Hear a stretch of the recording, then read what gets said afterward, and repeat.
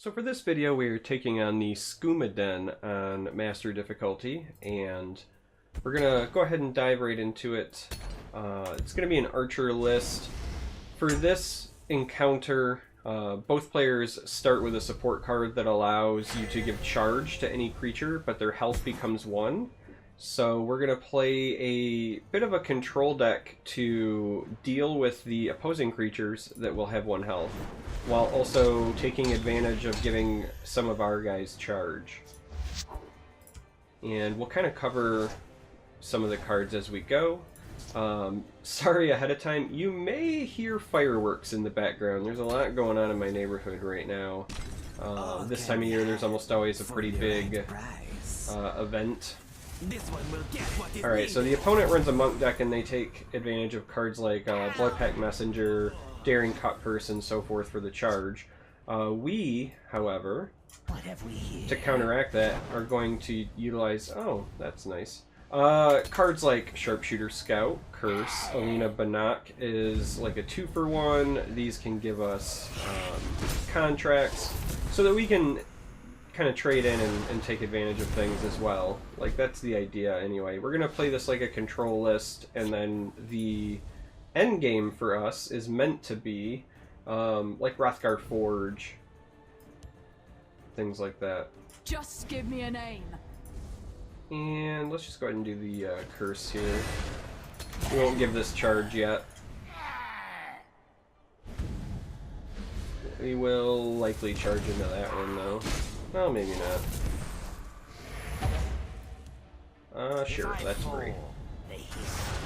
That will eat the curse he played. So, other things to kind of note in this matchup. The opponent starts with 50 health, so you can take advantage of your Skooma Frenzy and just try to race him. I mean, you don't have to, but it is something that you can do. He also does have a smaller deck list than you, so if we wanted to with this control list, we could just try to go slow. Alright, so we're going to put that over here so we have a Brotherhood on both sides, but what we're also going to do is do this, and then we're going to use one of these here just to do that as well. This one offers something tasty. All can be had. Alright, so because he starts with 2 supports, these are both likely getting it. This lets him refuel. Oh wow, he didn't end up taking that trade. That's good for us, actually. It's nothing personal. Yep, we'll take the contract, get rid of that guy. Let's go ahead and hide our shaman for now. And pass. Because of the Skooma Frenzies, Rapid Shot is basically just like a 1 damage ping most of the time. There is this guy, which is one of the reasons that I do tend to keep him around.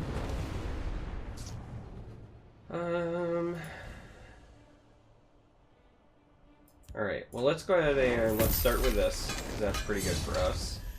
Now we could also then contract into a Rapid Shot, just to cycle and draw the card. But to be honest, we're likely going to Alina that at some point anyway. So I think we just take the contract, save the curse, save the Rapid Shot for now. We're actually in a really good spot. I don't see him being able to burst us down too quickly. Burglar is something that we run as well, and you'll see why in a minute. Because giving this thing charge makes it pretty good. But now we have answers for that as well. Hey look, our own burglar.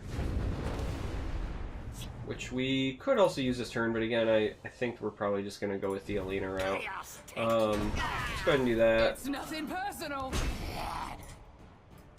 They dare face the blade mistress of Valenwood?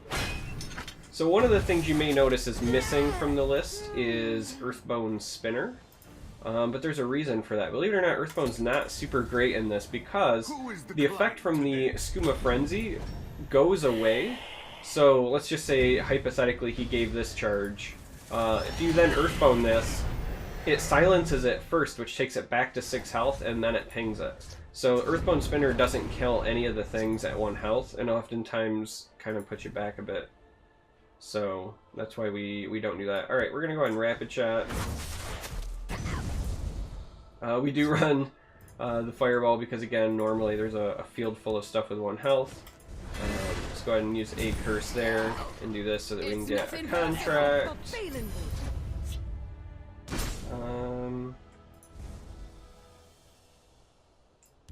I know that we have the Burglar, but since we can still give things charge whenever, I think that we're just going to Tazcan.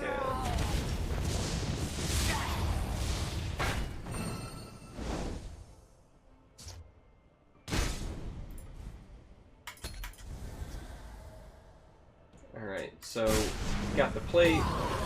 Hey, armaments. So this is why I play the Rothgar Forge version. We do also run Murkwire Witch as well, because that's like a great 2-for-1. It gives -1/-1, and it can charge in. But as you can see, like the Forge ends up just being such good value, at least in my opinion, in this matchup. We've got like 1,000,000 curses, so I think at this point...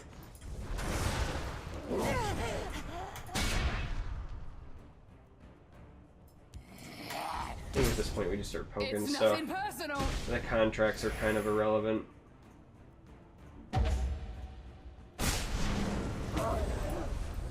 That's fine. Wow, it's gonna prophecy us right up. It's running out of cards though too. We've got plenty of answers for that. Khajiit will find a way in. Let's go ahead and... Oh, Greatsword, huh? Alright. That's enough to send it packing, I think. Stand in this one's way. And we'll just go ahead and curse that up. I know we could also play the Skulk, but at this point, I'd rather just wait, play the Rothgar Forge value game. Oh, he gave that charge, huh? Oh, because he wanted to eat my guy. That's fine. The Greatsword here basically means that we win. I don't think there's much that can be done about it. It's nothing personal. And there you have it. So that's the encounter. Again, this list is really just meant to take advantage of all of the different ways to kill things with 1 health or very few health. So, should be pretty straightforward. Control the board, bleed them out. This is like infinite value if you can get one down and stick it, and it's pretty easy.